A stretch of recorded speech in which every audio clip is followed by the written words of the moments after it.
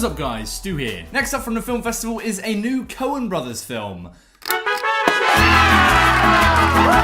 That's right, they've got a new film that's hitting our screens, entering our eyeballs. I'm obviously a Coen Brothers fan, because I've got eyeballs and ears. Their last one, Hail Caesar, I enjoyed, but you know, I'm kind of could take it or leave it really. But I heard that originally this one was planned as this kind of TV series for Netflix, like a 6-parter or whatever, and it ended up getting changed into a film, which you can kind of see when you finish it. Like, yeah, that would probably work quite well as a series. But essentially this anthology film made up of different short stories from different periods and themes in the Western genre, essentially acting as a Coen Brothers kind of love letter to the Western. We've seen them touch on that stuff before with films like True Grit, which I'm a big fan of, but here they go kind of all in. And as someone that isn't usually the biggest fan of anthology films, I actually had a surprisingly great time with this one. Granted, a lot of the issues that I do tend to get with anthology films as a whole do pop up here, but I've got to say it won me over in the end. Unfortunately enough, there's a whole lot of juicy Coen Brothers goodness packed in there as well for you to soak your teeth into. So yeah, I ended up really enjoying this one. What with it being made up of tons of different stories with different casts in each of them, there's a whole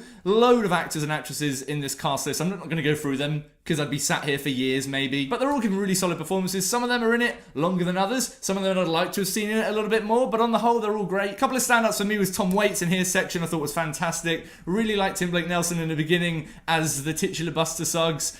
A great way to start a film and get the audience on your side. But I also really enjoyed Zoe Kazan in the film. I thought she was really great. A couple of people I would have liked to have seen, I don't know, more from in the film, or just a better job with the characters they've got. People like Liam Neeson, Brendan Gleeson, I feel like they just kind of pop up in the film and do a bit, but you don't really feel like you get enough of a performance to be able to judge it really. So that was a shame, but I guess inevitably with this many people in the film, that's gonna happen. But it's a really funny film overall as well. The Coen Brothers sense of wit is still there right from the get-go, and the first short is a really, really bizarre, funny time here. And that's littered throughout every short story. Some of them are obviously a little bit more thematically somber than others, but they've all got a little bit of wit and charm to it, like you would expect from any Coen Brothers script. So screenplay-wise, back on form here from the Coen Brothers. And it's filled with loads of great visual gags as well. There's one bit at the beginning, pretty much everything that Buster Scruggs does in this film is hilarious. He does this kind of table wooden board headshot maneuver, which I'm only now realizing is incredibly difficult to explain to anyone that hasn't seen it. It happens, comes out of nowhere, it's hilarious, it had me laughing.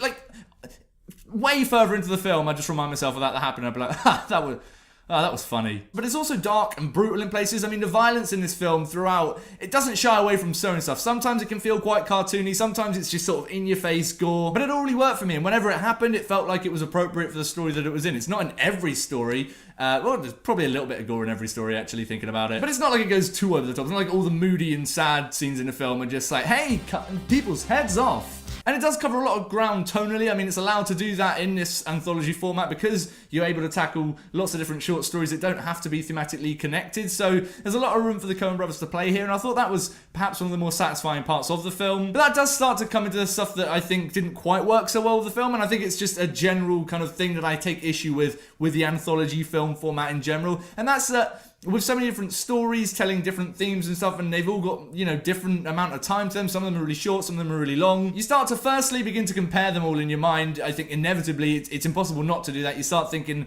that other one was way better than this, I want to go back to that. And you also tend to end up thinking, when something's really good, you just kind of want to see more of it. Like, there's a couple of stories in this I would happily have watched a full film of, and that's why I say I can see how it would have worked quite well in this kind of 6-part mini-series on Netflix as opposed to a feature-length film. I think it does a good job as an anthology film, but that's part of the reason I would have liked to have seen longer episodes here, is just because, fuck it, I want to see more Buster Scruggs. That opening short was fucking rad.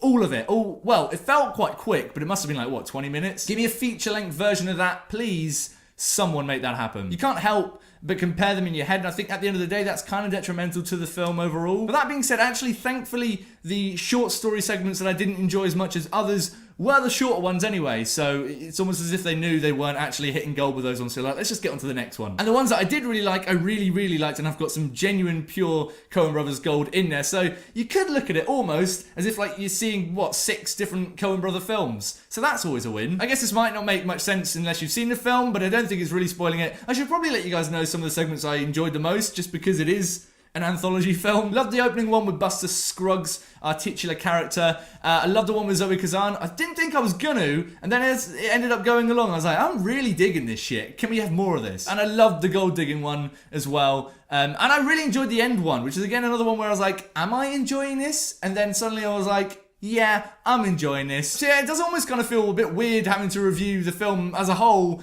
because there's 6 arguably entirely different stories in there. I mean, it's directed by the same guys and it's got a lot of links between them in terms of the aesthetic, but they are their own little stories, so it almost feels a little bit more appropriate reviewing the individual stories, but I'm not going to do that because apparently I'm just a terrible human being. So yeah, at the end of the day, as someone who's a little bit more skeptical about the anthology format as a whole, I actually really enjoyed Buster Scruggs. And I think it's going to be a really strong asset for Netflix to have when this one drops in, like a month or so. At the end of the day, I'm just happy that we're getting new Coen Brothers content, and I'm happy that it's good. But what about you guys? Have you seen The Ballad of Buster Scruggs? If you caught it at the festival or anywhere else, let me know what you thought about it in the comments below. And let me know what your favourite little short segment from the film was.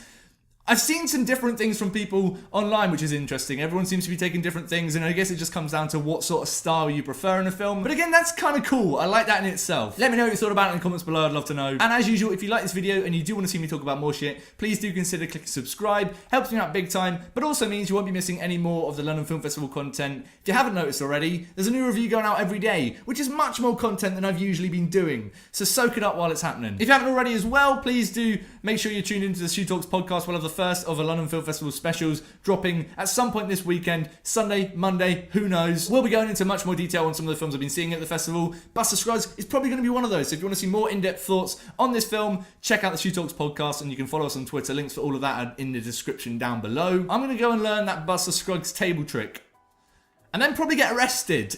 See you guys tomorrow. We'll be talking about Beautiful Boy. Ha! Containing my excitement. Stay beautiful, mother truckers.